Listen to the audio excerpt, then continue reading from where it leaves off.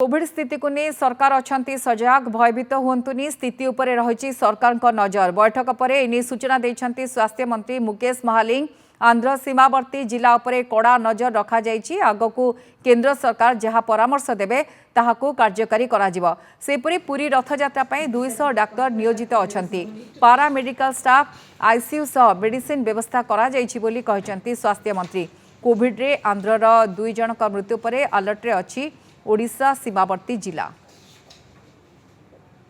कोविड-19 पाई राज्यवासी कौन भी परिस्थिति रे आपण माने भयभूत होंतु नाही आमर सरकार सजाग अछंती स्थिति उपरे नजर रखिछंती एवं विशेष करी बॉर्डरिंग जिला गुड़ारे मध्य आमे विजिलेंट अछु पुरी रे प्राय 1000 रु अधिका डॉक्टर्स पैरामेडिकल स्टाफ्स पाखापाखि 200 बेड आईसीयू व्यवस्था एम्स टीम समस्ते अछंती तो रथ यात्रा रे भी आपण माने प्रभु जगन्नाथंकर आशीर्वाद ठीक ठाक रे हबो।